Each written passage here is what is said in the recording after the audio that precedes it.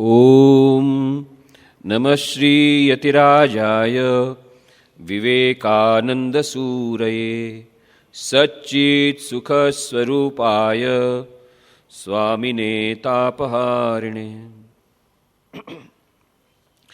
Revered Swami Harshanand Ji Maharaj, dear Sri Guru Raj Ji, other dignitaries present here, dear brother monks, Matajis, dear sisters and brothers. Just now, we have listened to a very inspiring, beautiful speech from Sri Guru Raj Ji, and he rightly pointed out that 9/11 of 2001 would not have occurred, those world towers would not have been smashed to pieces had the Americans listened to the speech, historic speech, given by Swami Vivekananda at the World's Parliament of Religions held in Chicago on the same date, 9/11, 1893. 11 September 1893, Swami Vivekananda in his brief speech said, "We Hindus do not believe only in tolerance, but we accept all religions as equally true." And then he said, religion should be the binding force to bring love to the whole of humanity. But down the times, down the history, we find more bloodshed in the name of religion than for any other cause.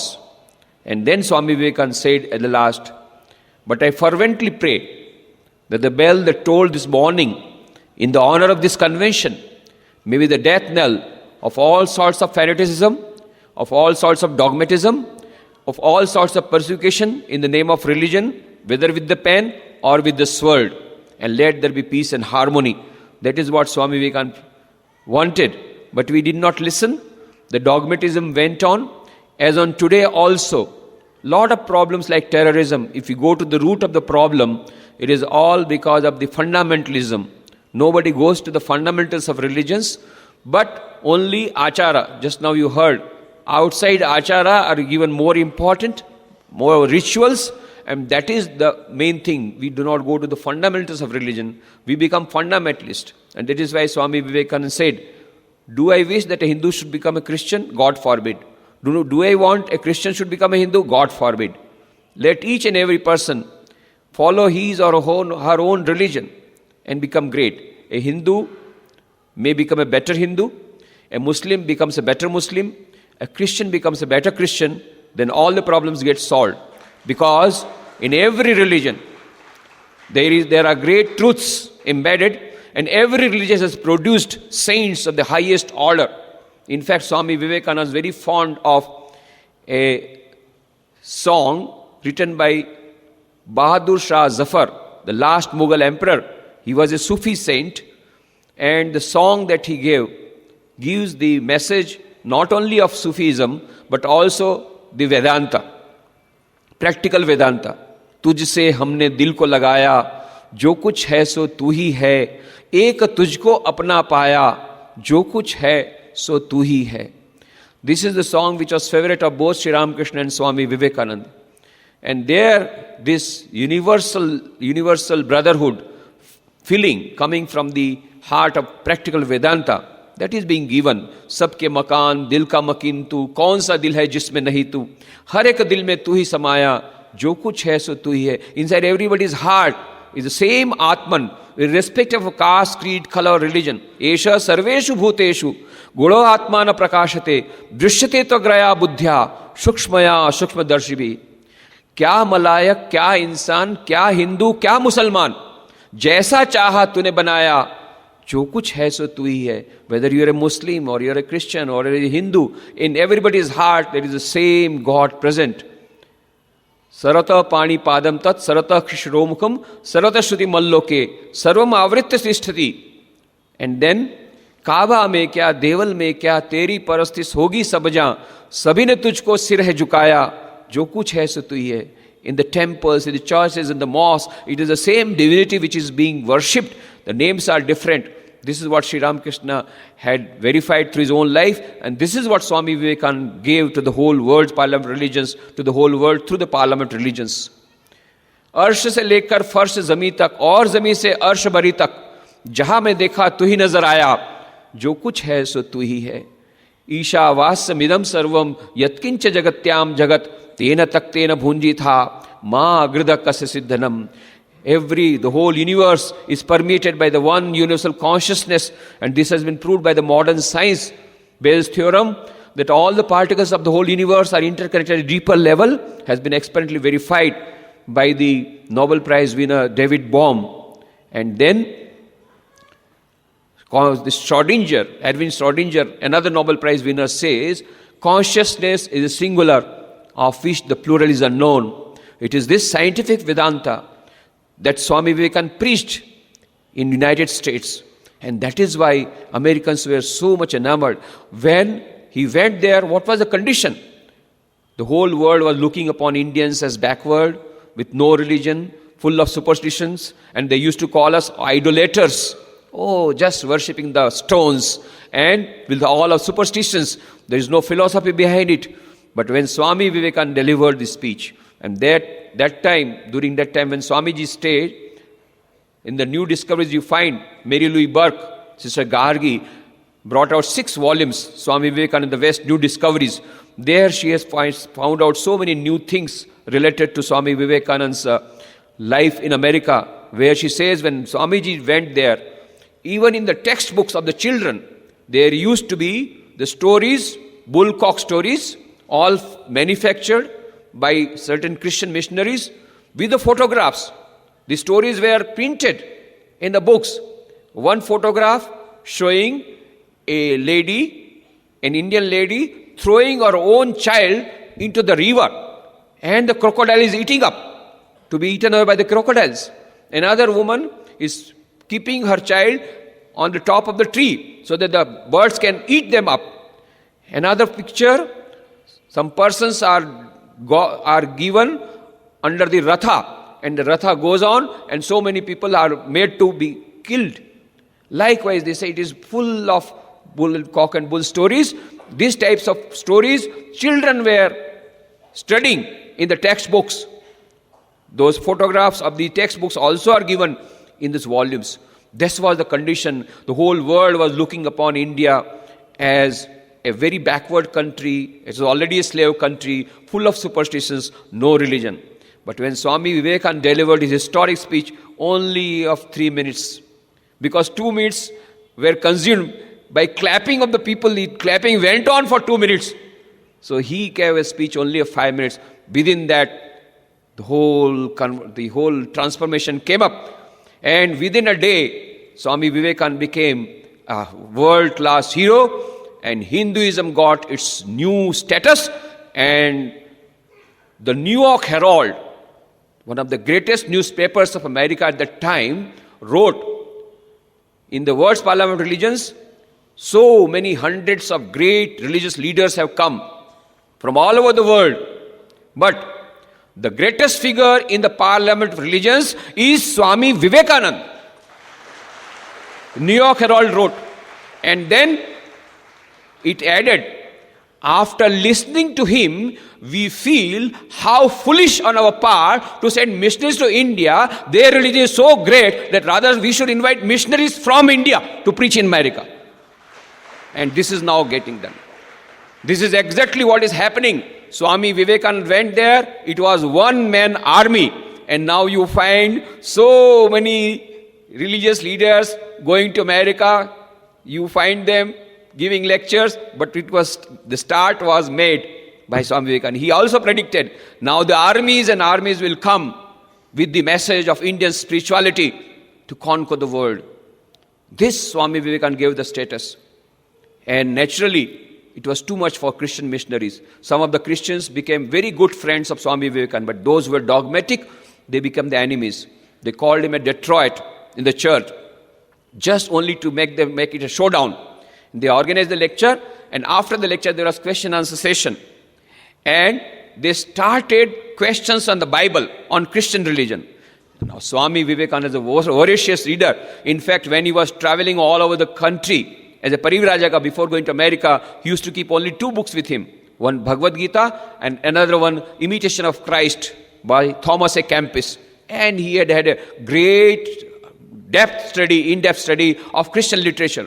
When he started giving replies to the Christian missionaries about the Christian literature, they could not find themselves up to the mark and they had to face defeat. The reverse thing happened.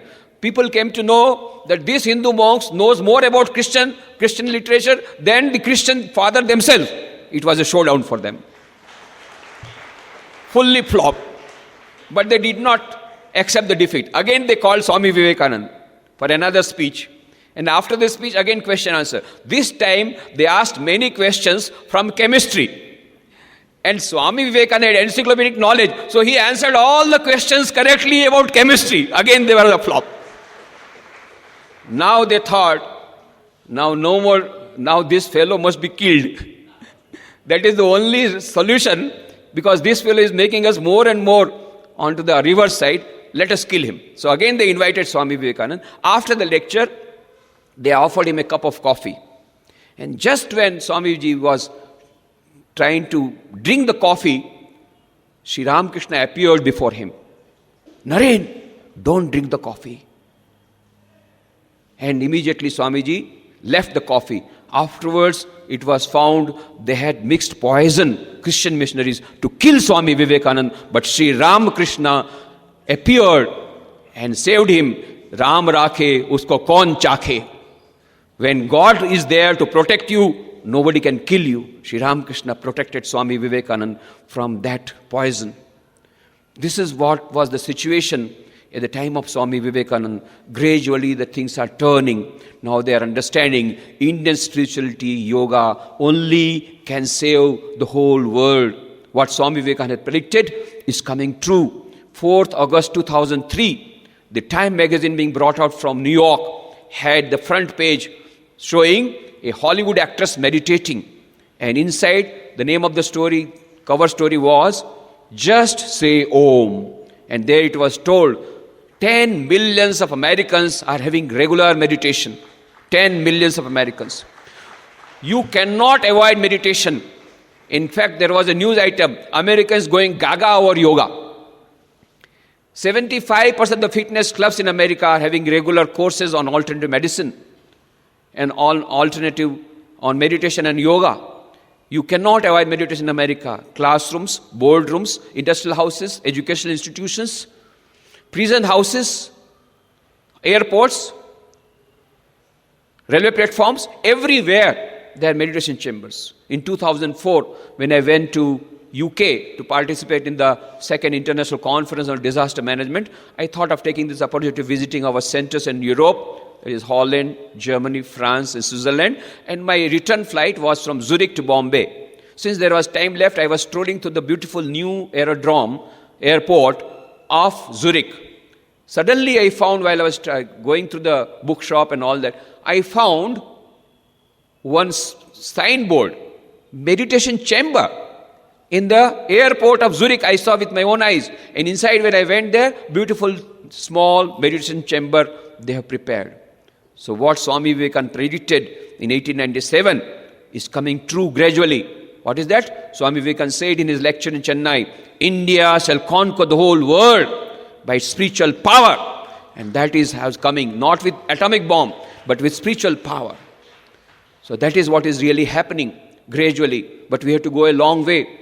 But we have got that spirituality with us, that Indian culture and spirituality, the nectar of Vedanta, which the foreigners are now very eager to take in order to save themselves from number of suicides, schizophrenia, AIDS, drug addiction. This is the maladies of the Western countries. The only solution for them is to adopt yoga, spirituality and meditation and Vedanta, the nectar of Vedanta. That is what Swami Vivekananda prophesied. That is now coming true. Swami Vivekananda was a multifaceted personality. Everybody is taking Swami Vivekananda his own way. Some say he was a great orator. In fact, the newspapers of America wrote, he's an orator by divine rights. A wonderful orator. And in the Parliament of Religions, he was to speak only twice, but he spoke many times. And whenever the people will start going because of the dry speeches of other speakers, there will be just an announcement. At the end of the program, Swami Vivekananda will speak. and the people will sit down for 3.5 hours for listening to the small speech of Swami Vivekananda. But Swami Vivekananda was their shield. Anytime they feel audience is going away, announce, Swami Vivekananda is going to speak today. And people will stop going for listening to a short speech of Swami Vivekananda. He was an orator by divine right. Some say, no, great writers. So complete works of Swami Vivekananda. Though most of the speeches are all recorded by Goodwin and others, and later on being edited by Swami Vivekananda. But some of the lectures, a part of Raj Yoga, was written by Swami Vivekananda, great writer. No, some people say, no, great poet. See what great poets, so many poems he has written, beautiful poems, devotional songs. Some say, no, he's a great musician. He was a vocal music. He was a great singer. In fact, Sri Ramakrishna was charmed by his song. This is how the first meeting happened at Suryanath Mitra's house, because the person who was to sing the songs was absent. So this college boy of the neighborhood was brought. And this is how the first meeting between him and Sri Ramakrishna took place, between Swami Vivekananda and Sri Ramakrishna, through a song. Because he had come there. And then Sri Ramakrishna said, please come to Dakshineshwar to meet me. But this is the song. He was a great singer. So he was a great singer. He was a great poet. He was an orator by divine right. He was a great writer. Some say, no, great patriot. Who has got patriotism like that? The love that he had for country. He said, I loved India before. When he came back from America, I realized this importance of this saying of Swami Vivekananda when I myself went to European countries, and when I was returning, I had the same feeling where Swami Vivekananda says, when he was asked, now that you have seen the glory of the Western countries, how do you feel about India? He said, India I loved before going to the West, but now the very dust of the land is holy to me. It is a great tirtha and a great pilgrimage place. The whole country is Punya Bhumi. That is what he discovered after going to the West. Nowhere in the whole world you get such spirituality as you get in India. And everybody, whosoever has to get mukti, will have to be born in India at one stage or the other. This is what Swami Vivekananda said. Great love for the country. He said, as long as even a single dog is without food in my country, my whole of religion will be to feed it. I do not believe in a religion which cannot wipe the tears of a widow or cannot feed a hungry mouth. So he's great patriot. Weeping whole night, Belumat inside in his room, he used to weep. One day Swami Vivekananda saw there is some sobbing noise of voice, somebody is sobbing, somebody is crying. And the sound is coming from the room of Swami Vivekananda. It was midnight. So he went there, Vivekananda Maharaj, and he opened the door. The door was not bolted. And he was amazed to see Swami Vivekananda was rolling on the ground. He was not in his camp cot. Normally he used to sleep in the camp cot, never in that big cot that is kept there in Swamiji's room in Belumat. But most of the time he used to sleep in the camp cot. But that day he was on the floor and he was weeping and the whole floor was wet with tears. Then Vivekananda says, what is the matter, Swamiji? Are you not comfortable? Are you having some pain? Then Swamiji said, you see passion? He used to call him passion. Our countrymen are starving. There was a great drought at that time and thousands of people are dying because of hunger. I am praying to Sri Ramakrishna to please give them food, please protect them, remove their suffering. I have been praying day and night, but he is not listening to me. Then Vivekananda said, Sri Ramakrishna used to love you very much and he will certainly listen to you, but now you sleep. No passion you do not know. How many nights I have been weeping and praying to the Lord to make our country, to make our countrymen better, to improve the condition of our people.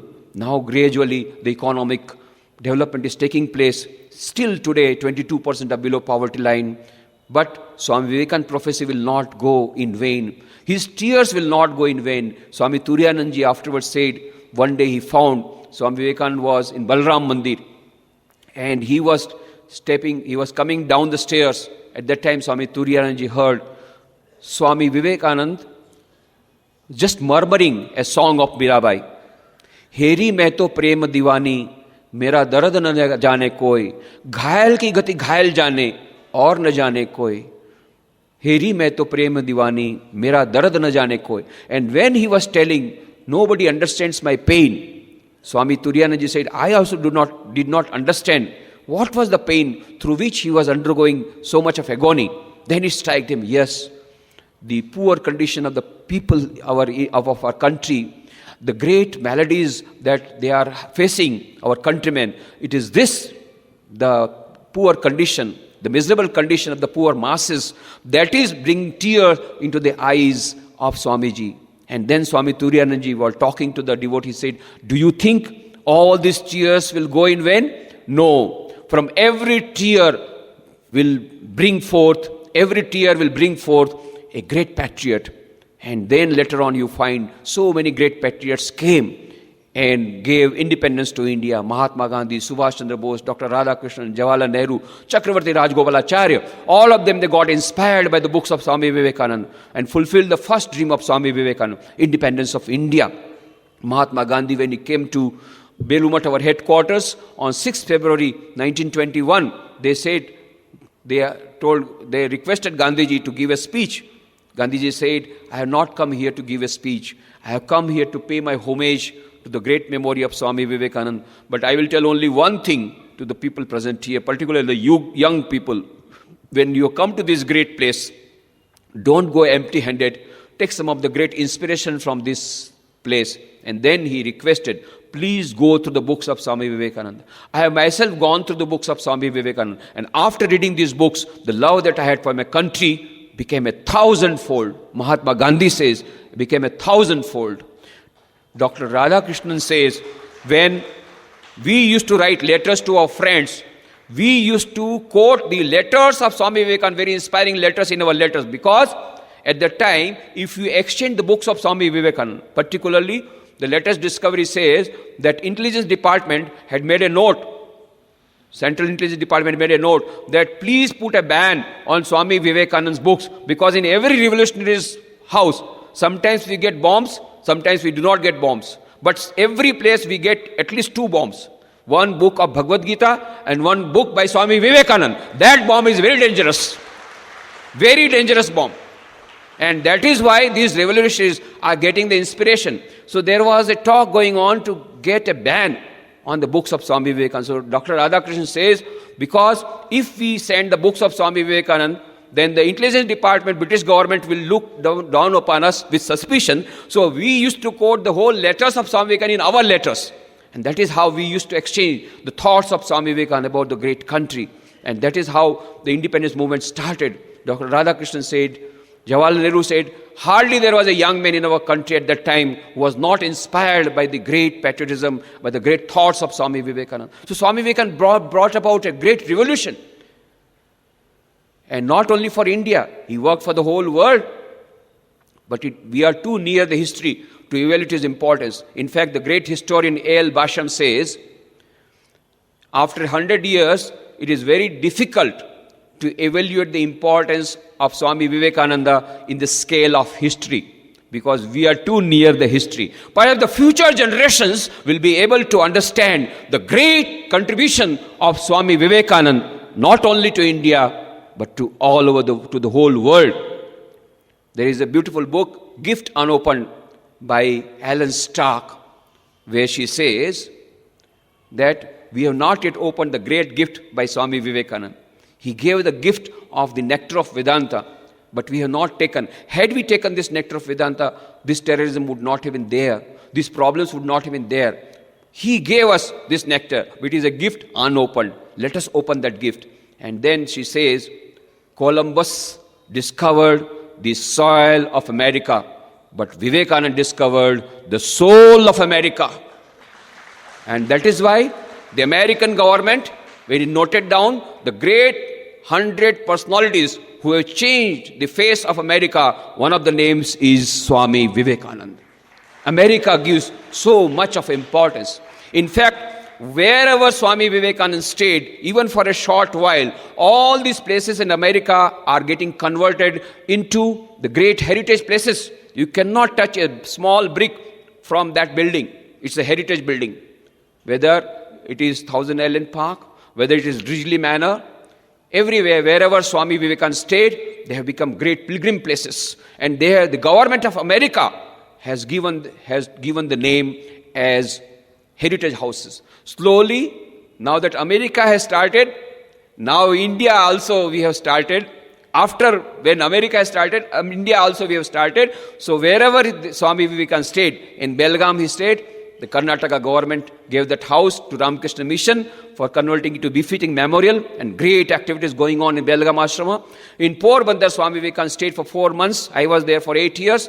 There also, the government of Gujarat gave that bungalow, that Bhujeshwar bungalow, for converting into befitting memorial of Swami Vivekananda. Then Baroda, Dilaram bungalow, Swamiji said, that also has been given by the government of Gujarat to Ramakrishna Mission. Ice house, now still the struggle is going on to get it on a long-term lease, but at present it is with the Ramakrishna Mission. A befitting memorial has come up. Gradually people are understanding the great significance of the life and message of Swami Vivekananda. But when Swamiji had gone to America, the condition was very, as I told you, was very precarious. And they were all full of cynic ideas about India and the Vedanta religion. In fact, when Swamiji was one day giving lecture in America, in Detroit, during the lecture, one lady stood up and she said, Swami, you are talking too highly about your religion. Is it not true that your mothers throw away their children into the Ganges, into the river, to be eaten away by the crocodiles? Is it not true? Swamiji immediately stood up. Yes, madam, that is very true. You know, I too was thrown like this by my mother into the river. But you know, I was so fat that the crocodile could not eat me. And so here I am to speak before you. Ready reply. So this was the great condition which Swami Vivekananda swept over. And then he told them, don't worry. Just now as you heard from Guru Rajji, he gave that message of Vedanta. The people were suffering. They were being told by the Krishna message, you are a sinner, you are a sinner, you are a sinner. Swamiji said, what? Sinners? It is a sin to call a man so. Vedanta does not recognize sin. It recognizes only error. And the greatest error you are making when you say, I am sinner, I am weak, I am miserable. No, never say like that. Vedanta does not recognize sin. It recognizes only error. And the greatest error you are making when you say that you are a sinner. Ye, the children of immortal bliss, Shruvantu Vishwe Amritasya Putraha, Aye Dhamani Divyani Tastu, Vedahametam Purusham Mahantam, Aditya Varnam Tamasa Parastat, Tameva Viditvati Mritumeti, Nanya Pantha Viditayanaya. I found the ancient one who is beyond all miseries. You are all the children of immortal bliss. So Swami Vivekananda told all the Americans, let me call you, brethren, ye are the children of immortal bliss, holy and perfect beings. Ye division are sinners. It is a sin to call a man so. It is a standing liable on human nature. Come up, O lions, and shake up the delusion that you are sheep. Your soul's immortal, spirits free, blessed and eternal. Ye are not matter, ye are not bodies. Matter is a servant, not ye is a servant of matter. That was the message that went across the whole of America. And American people, for the first time, they got relief. They got that great peace of mind, and that is how Swami Vivekananda became so famous within a short time. Till 1897, he was there preaching Vedanta in America and Europe. 1897, he came back, and everywhere from Colombo, that time was in India, he landed at Colombo, from Colombo to Rameshwaram, then to Chennai, then on to Calcutta, and then to Almora. All the places, whole India he went. Wherever he went, he was given a very warm reception. And in response to this reception, the speeches that he gave, full of fire, fiery speeches, full of inspiration. And those speeches were given under the name Lectures from Colombo to Almora. And now another book is there, My India, the India Eternal, in which these lectures, some summary of these lectures, fitting with the present problems of our nation, have been compiled in the form of a book, My India, the India Eternal. Beautiful speeches. I presented this book, My India, the India Eternal, to Dr. APJ Abdul Kalam when he came to Baroda on 30th March. He had come for some other programs, but when I pointed out that in Baroda also, Swami Vivekananda stayed as a guest of the then Diwan Manibhai Jashbhai, and here we are converting into memorial. So he said, yes, I'll find out some time to visit, though it was not my original program. When I was in Porbandar, he had come twice. On 13th February 2002, when he was not yet the President of India, at that time he had come to inaugurate one of the 81 school buildings we had constructed in Gujarat as a part of earthquake rehabilitation project, and 6 colonies we had done at that time. So he inaugurated one of the schools, gave a very inspiring speech to the Porbandar youth, 3,000. And then, of course, he came twice. After becoming president also, he came 12th January. As you know, Swami Vivekananda's birthday is observed as National Youth Day. The government of India thought there should be a day dedicated to youth during the International Youth Year in 1985. So there was a committee, and the committee recommended that Swami Vivekananda, the ideas that were preached by Swami Vivekananda and lived by Swami Vivekananda are very relevant for the modern youth, and that is why Swami Vivekananda's birthday should be celebrated as National Youth Day. That was the decision taken in 1985. And from that time onwards, every year on 12th January, we have beautiful programs. I know here also there's going to be a big program on 12th January.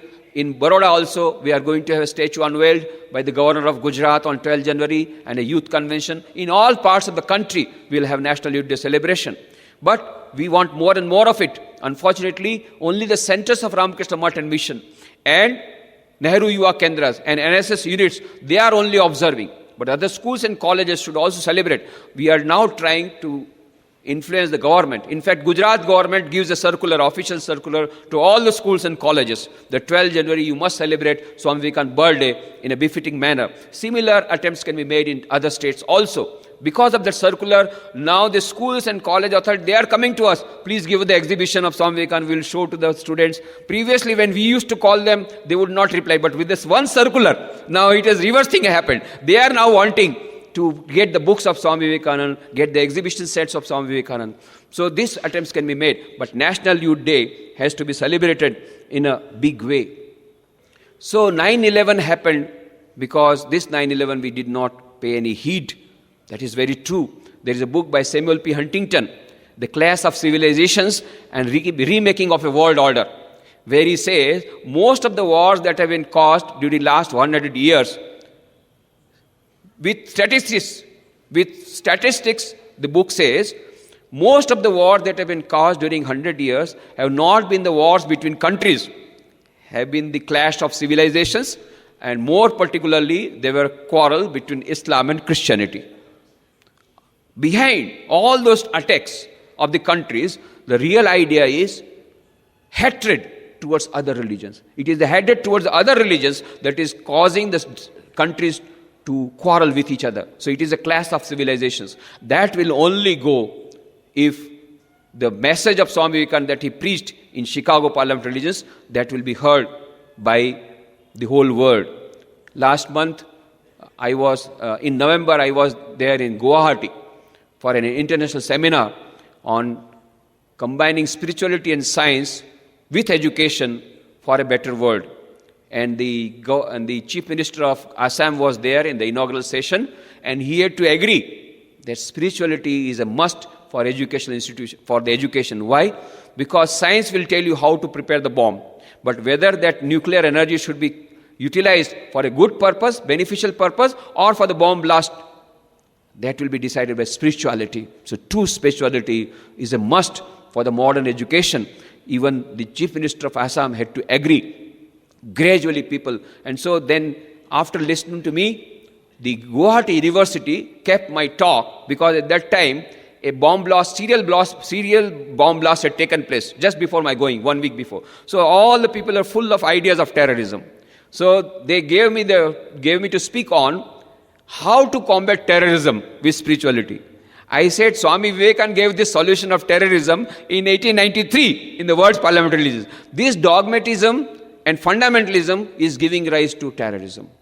So remove this. Let there be harmony of religions, and then all this strife will be driven out. So my time is coming to an end. I'll just say the last message of Swami Vivekananda. Beautiful. The whole of Vedantic message Swami Vivekananda has given in his book on Raj Yoga. Each soul is potentially divine. The goal of human life is to manifest this divinity within by controlling nature external and internal. Do this either by work or worship or psychic control or philosophy, by one or more or all of these, and be free. This is the whole of religions. Doctrines, rituals, worships, temples, churches, mosques are but secondary details. So the ultimate objective is to manifest the divinity by controlling nature external and internal. How can it be done? By 4 yogas. Raj Yoga, it is Patanjali Yoga Sutra, Yama, Niyama, Asana, Pranayam, Pratyahar, Dharana, Dhyan and Samadhi. These are the 8 steps. Yama is 5, Satya, Asteya, Brahmacharya, Aparigraha, Ahimsa. And 5 niyamas, Shauch, Santosh, Tap, Swadhyaya, Ishwar Pranidhan. So Yam, Niyam, Asana, Pranayam, Pratyahar, Dharana, Dhyan and Samadhi. This is Ashtanga Yoga. It's Raj Yoga. Then Bhakti Yoga, religion of love. Just now you heard, Swami Vivekananda said, religion is not a commodity, that we should love God with unselfish motive, not with a selfish motive, not with the idea of getting something in return. That unselfish love and pure love, that is religion of love, Bhakti Yoga, prayer, mantra japam and all that. And third, Jnana Yoga. What is my true nature? Shravan, Manan, Nididhyasan. Or in the modern language we find reading good books, holy books, and reading the books which will be inspiring, which will tell us how to develop SQ, IQ, intelligence quotient, EQ, emotional quotient, emotional intelligence discovered by Daniel Goleman, and SQ, spiritual intelligence. Dana Zoha, she is a professor in Oxford University.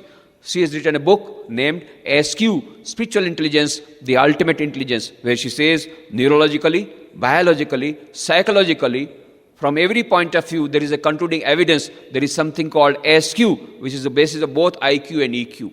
And what is IQ? IQ will tell you how to play the game of life. What is EQ? EQ will tell you how to play the game of life under changed circumstances with changed strategies. And what is SQ? SQ will tell you whether to play the game of life at all or not. Well, that is your choice. What is the meaning of life? What is the purpose of life? Why have we come to this earth? These all questions will be answered by SQ. So this Jnana Yoga. And fourth is Karma Yoga. Convert work into worship.